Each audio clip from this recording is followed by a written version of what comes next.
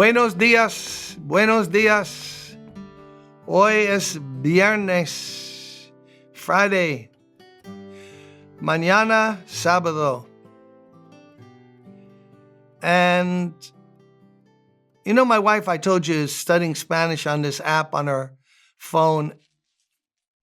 And what bothers me is I've been countless times to Latin America, 30 times just to Argentina, Peru, 20 times in all of that. And she has not traveled anywhere near as that much, but she has a better accent than me when she speaks Spanish. Is that fair or what?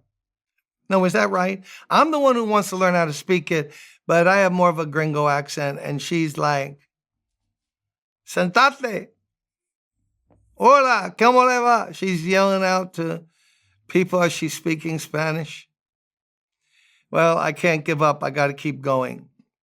And we got to keep going in the book of 2 Corinthians. We're finishing up chapter 12, and we're reading from verse end of 15. If I love you more, will you love me less? Be that as it may, I have not been a burden to you. Oh, yet, crafty fellow that I am. So you got to get the sarcasm, the irony now in what he's saying.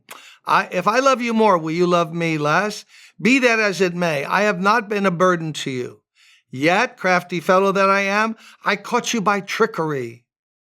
Did I exploit you through any of the men I sent to you?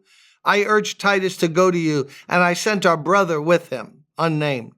Titus did not exploit you, did he? Did we not walk in the same footsteps by the same Spirit? So here's what it seems the commentators are breaking it down for us. The experts are saying this is what probably is happening for him to talk like this. He had acted with total uprightness when he was in Corinth, Paul had. Robbed other churches for support so that he could rightly say, did I abuse you? Did I take advantage of you? No. But these people who wanted to tear him down, and that's something. To gain a foothold, they had to tear someone else down. There are a lot of people like that. That's a sick part of our self-nature, isn't it? To lift ourselves up, some of us think the only way to do is to bury everyone else. Put everyone else down so, don't I look better? That's tragic. So what these fake apostles had done is they went, yeah, listen, when he was there, when he was here, he didn't take advantage of you. All right, I concede that. But when he set these other guys to collect the money, he said it was for support of the poor people who had been affected by the famine in Judea, Jerusalem, the believers there. But how do you know that's where the money's going to end up? That's why Paul had been so careful about the collection of it. He was going to take other people who were trustworthy with him for the delivery. Because even though he wanted to do a good work, when people are nasty, they can make suggestions like, yeah, sure, that's all going to Jerusalem. Yeah, tell me about it. He didn't take when he was here, but he found another way, subterfuge, to rake in some dough. And Paul now is lamenting that fact and saying, when I sent Titus and this other unnamed brother, didn't they have the same spirit? Didn't we tell you the same thing? Aren't we being careful to get the money delivered? And that's why, so that everybody can sign off that what was collected was delivered, that there's no black hole that it falls into. That's why organizations like ECFA, the Evangelical Council for Financial Accountability, a lot of churches and ministries are part of that, like our own. Why? Because they come in and ask all the hard questions. How do you collect the money? Where does it go? Who counts it? Let me see your system with your finance office and all of that, so that money just doesn't disappear. And that's good to have that accountability. To give people the assurance that, we're not running a charade here. So he has to defend himself against these false accusations. But notice that touching first line. if I love you more, why do you love me less? That little string is running through a lot of this letter, isn't it? And you could tell that it's hurt him. It's broken his heart. Well, you shouldn't have your heart broken. If you're a Christian, you can do all things. Fine.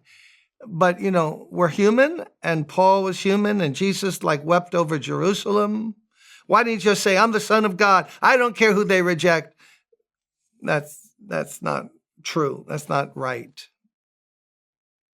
Love is affected. And here what we have is him loving them more than they're showing love to him.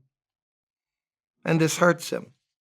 Because like he said, I don't want your things. I want you to love me back like I love you.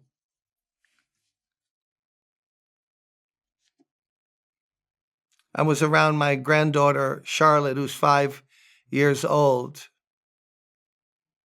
And I constantly am calling. I love her so much. And the next youngest, Levi, who's 11. So, going to be 11, I think. So come here, Levi. I hug him.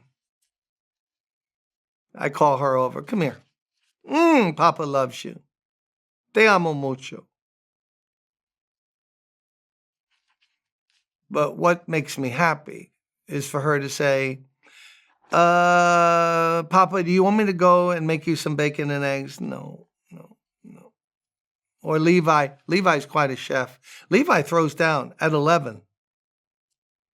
He seasons things and overnight, and he's going to be a chef. He really is. Amazing.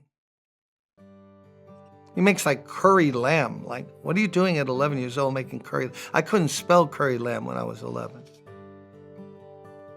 But I don't want him to cook for me, although I enjoy it when he does. I want to hear him say, I love you, Papa. Isn't that something in us? So, let's say that to the Lord today. Let's tell him how much we love him. It's called adoration. We love him because he first loved us. And are there people who have been a blessing to you that have shown love to you? Why don't you tell them that you love them? You don't need violin strings playing in the background. You could just tell them, you know what? I've appreciated you. I love you. I thank God that he sent you into my life. Oh, it's beautiful to be in the household of faith, a house of love. God bless you today.